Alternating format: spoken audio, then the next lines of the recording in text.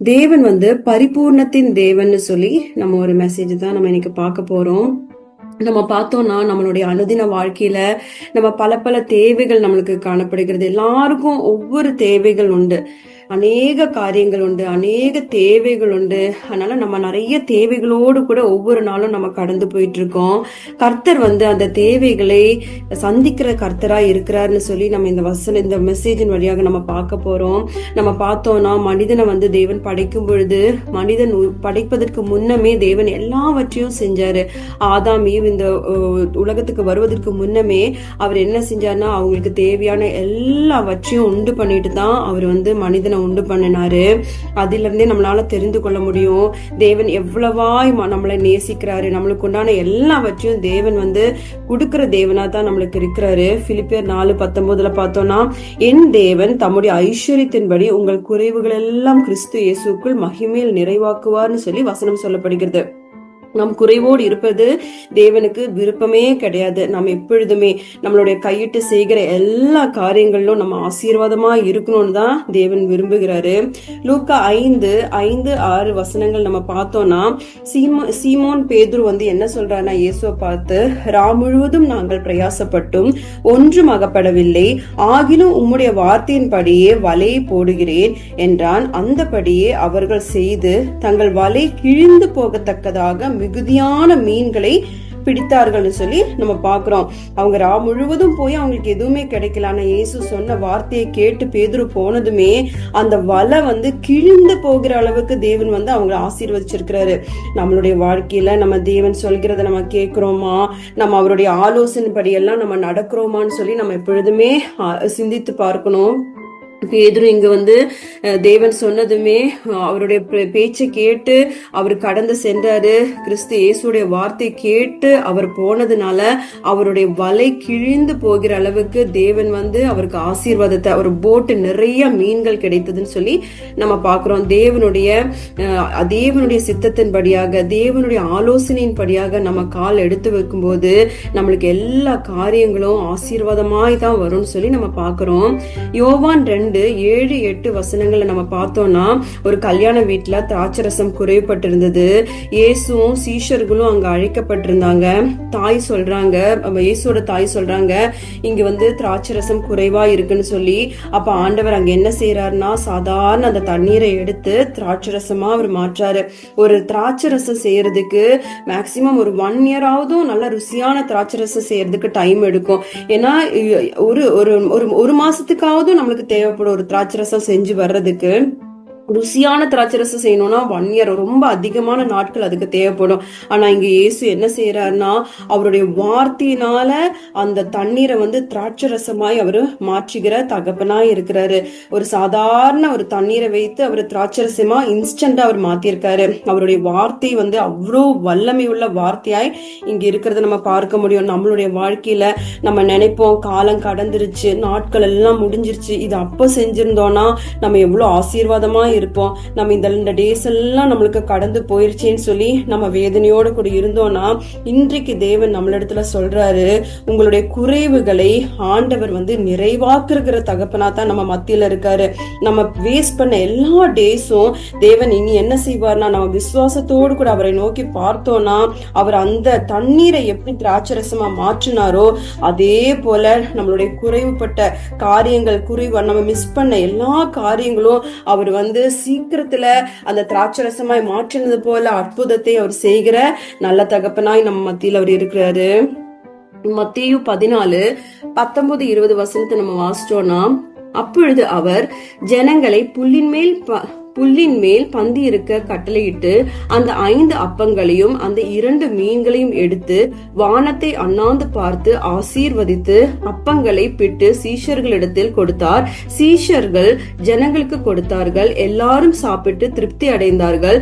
மீதியான துணிக்கைகளை 12 கூடை நிறைய எடுத்தார்கள் சொல்லி வசனம் சொல்லப்படுகிறது. அங்க 5000 பேருக்கு தேவன் அந்த 5 அப்பம் 2 மீனும் கொண்டு அந்த சிறு பையனிடத்துல இருந்து வாங்கி ஆசீர்வதித்து எல்லாருக்கும் இயேசு என்ன செய்யறாரு, பிட்டு கொடுக்கிறாரு. மீத எடுக்கிற அளவுக்கு அந்த தேவன் ஆசீர்வதித்து மீத எடுக்கிற அளவுக்கு அங்க ஒரு அற்புதம் நடந்திருக்குன்னு சொல்லி நம்ம பாக்குறோம். 12 கூடை நிறைய பேலன்ஸ் இருந்திருக்கு அந்த ஃபுட்டு. நம்மளுடைய வாழ்க்கையில ஒருவேளை நம்ம கையில இருப்பது ரொம்ப கம்மியா இருந்தாலும், ஒன்றுமே இல்லாம இருந்தா கூட அவர் நன்மை செய்கிற தகப்பனாய் நம்ம மத்தியில இருக்கிறாரு. நம் தேவனுக்கு கொடுக்கிறவர்களாய் நம்ம காணப்படணும். நம்ம அவர் கையில கொடுக்கும் பொழுது அவர் நம்மளை ஆசீர்வதிக்கிற தகப்பனாய் இருக்கிறாரு. நாம என்ன செய்யணும்னா, நம்ம வேதத்துல பார்த்தோம்னா யாபேசினுடைய ஜெபத்தை நம்மளால பார்க்க முடியும். யாபேஸ் எவ்வளவு விசுவாசத்தோடு கூட, அவர் எவ்வளவு துக்கத்துல இருந்தாலும் அவர் தேவன் மேல ஒரு விசுவாசத்தை வச்சிருந்தாரு. அவர் தைரியமா போய் அவர் ஜெபிக்கிறத நம்ம 1 நாளாகமம் 4:10 வாசிக்க முடியும். யாபேஸ் இஸ்ரவேலின் தேவனை நோக்கி, தேவரீர் என்னை ஆசீர்வதித்து என் எல்லையை பெரிதாக்கி உமது கரம் என்னோடு இருந்து தீங்கு என்னை துக்கப்படுத்தாதபடிக்கு அதற்கு என்னை விலக்கி காத்தருளும் என்று வேண்டிக் கொண்டான். அவன் வேண்டிக் கொண்டதை தேவன் அருளினார். ஆமேன், ஹல்லேலூயா. தேவன் என்ன செஞ்சாரு? யாபேசினுடைய ஜெபத்தை ஆண்டவர் கேட்டாரு. யாபேசினாலே அவருடைய பேருடைய அர்த்தமே வலி, துக்கம்னு சொல்லி தான். பெயின் அவருடைய பேருடைய அர்த்தம். அவருடைய வாழ்க்கையில குறைவுகள் காணப்பட்டது. ஆனால் அவர் என்ன செஞ்சார்னா, விசுவாசத்தோடு கூட தேவனை நோக்கி பார்த்தாரு. தேவனை நோக்கி பார்த்ததுமே அவர் என்னன்னு சொல்லி கேட்டார், ஆண்டவரே என்னுடைய எல்லைகளை பெரிதாக்குங்க, உம்முடைய கரம் என்னோடு கூட இருக்கட்டும், தீங்கு என்னை துக்கப்படுத்தாதபடிக்கு என்னை பாதுகாத்து கொள்ளுங்க, காத்து கொள்ளுங்கன்னு சொல்லி அவர் தேவனிடத்துல கேட்டாரு. நாமும் யாபேசை போல விசுவாசத்தோடு கூட ஜெபிக்கிற பிள்ளைகளாய் நம்ம காணப்படணும். ஏன் நம்ம அப்படி ஜெபிக்கணும்னு சொல்லி பார்த்தோம்னா, வேதத்துல இப்படி சொல்லப்படுகிறது, தம்முடைய சொந்த குமாரன் என்றும் கூட பாராம அவரே நமக்கு தந்துள்ள தகப்பன் மற்ற எல்லாவற்றையும் கொடுக்காம இருப்பாங்களோ அப்படின்னு சொல்லி நம்ம வேதத்துல பாக்குறோம். அப்ப நம்மளுடைய வாழ்க்கையிலும் நம்மளுடைய தேவன் இயேசு கிறிஸ்து உண்மையுள்ளவரா இருக்கிறார், போதுமானவரா இருக்கிறார். யாபேசினுடைய ஜெபத்தை கேட்டு அவருடைய எல்லையை பெரிதாக்கின தகப்பன்.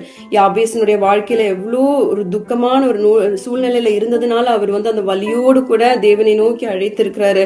அவருடைய ஜெபத்தை கேட்ட தேவன் நம்மளுடைய ஜெபத்தையும் கேட்கிற தகப்பனா தான் இருக்கிறாரு. தண்ணீரை திராட்சரசமா மாற்றினது போல நம்மளுடைய நாட்கள் கடந்து போனாலும் இப்ப கூட தேவனால அது எல்லாவற்றையும் ரெட்டிப்பாய் மாற்றி நம்மளுக்கு பிளஸிங் கொடுக்கிற தகப்பனாய் நம்ம மத்தியில இருக்கிறாரு.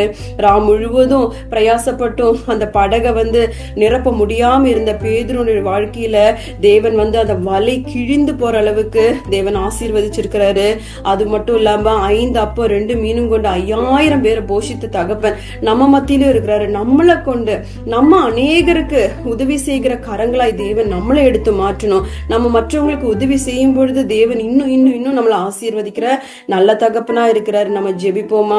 தேவனுடைய ஐஸ்வர்யத்தின்படியாக நம்மளுடைய குறைவுகள் எல்லாம் கிறிஸ்து இயேசுக்குள்ள மகிமையினால நிறைவாகணும். அவர் நம்ம உலக ஆசீர்வாதத்தினால நம்ம ஆசீர்வாதமா இருக்கணும்னு கூட அவர் விரும்பிதான் நம்மளுக்காக அவர் சிலுவையில மரித்திருக்கிறாரு. அதனால அந்த விசுவாசத்தோடு கூட நம்ம இந்த நேரத்துல தேவனை நோக்கி பார்ப்போம். ஹல்லேலூயா. அப்பா உம்மை துதிக்கிறோம் ஏசப்பா, உமக்கு நன்றி செலுத்துகிறோம் தகப்பனே. அப்பா நீர் எவ்வளவு நல்ல தகப்பன். அப்பா நீர் அற்புதங்களின் தேவன். அப்பா ஸ்தோத்திரம். அப்பா நாங்க இன்னைக்கு கேட்ட மெசேஜின் படியாக அப்பா நீர் அற்புதங்களை செய்தீரே. அப்பா தண்ணீரை திராட்சரசமாய் மாற்றினீரே. அப்பா ஆண்டவரே பேதுருடைய வலை கிழிகிற அளவுக்கு மீனை நிரப்பினீரே. அப்பா ஸ்தோத்திரம். யாபேசினுடைய ஜெபத்தை கேட்டு அப்பா ஆண்டவரே எல்லைகளை பெரிதாக்கினீரே. அப்பா தீங்கு துக்கப்படுத்தாதபடி நீர் பாதுகாத்தீரே. அப்பா ஸ்தோத்திரிக்கிறோம். 5 அப்பமும் 2 மீனும் கொண்டு 5000 பேரை போஷித்த தகப்பன் இப்பொழுது அப்ப எங்க மத்தியில நீங்க இருக்கிறீங்க ஏசப்பா. அப்பா எங்களை உமது கரங்களில தருகிறோம். அப்பா எங்கள் எல்லாவற்றையும் அப்பா நீர் அறிகிறீர். அப்பா ஆண்டவரே நாங்க ஜெபிப்பதற்கு வேண்டுகொள்வதற்கு முன்னமே அப்பா எங்களுடைய தேவைகள், அனுதின தேவைகள் எல்லாவற்றையும் நீங்க அறிந்திருக்கீங்க. அப்பா நீர் எங்கள் குறைவுகள் எல்லாம் நீர் ஆண்டவரை மாற்றி அப்பா நிறைவான ஆசீர்வாதத்தை கொடுக்கிற தகப்பனா இருக்கிறீரே. அப்பா உம்முடைய ஐஸ்வர்யத்தின்படி எங்கள் குறைவுகள் எல்லாம் கிறிஸ்து இயேசுக்குள் மகிமையினால நிறைவாக்க போற கிருபைக்காய் ஸ்தோத்திரம் ஸ்தோத்திரம் ஸ்தோத்திரம். அப்பா கர்த்தர் எனக்காய் யாவையும் செய்து முடிப்பார். கர்த்தர் எனக்காய் யாவையும் செய்து முடிப்பார். சொன்னதை செய்யும் வரை அவர் என்னை கைவிடுவதில்லை. சொன்னதை செய்யும் வரை அவர் என்னை கைவிடுவதில்லை. கர்த்தர் எனக்காய் யாவையும் செய்து முடிப்பார். கர்த்தர் எனக்காய் கர்த்தர் எனக்காய் மலைகளை பேர்ப்பாரே. ஆமென் அப்பா. அப்பா நீர் எல்லாவற்றையும் அப்ப உம்மிடத்துல கேட்கிற பிள்ளைகளுக்கு அப்ப எல்லாவற்றையும் கொடுக்கிற தகப்பனப்பா, எங்களுடைய தகப்பனப்பா. எங்கள் தேவைகள் எல்லாம் இந்த நேரத்துல உங்களோட பாதத்துல நாங்க வைக்கிறோம் அப்பா. நீர் எல்லாம் எங்களுக்கு செஞ்சு முடித்திருக்கீங்க. உமக்கு நன்றி நன்றி நன்றி அப்பா. ஏசு ரட்சகர் ஜெபிக்கிறோம் ஜீவனுள்ள நல்ல பிதாவே. ஆமென்.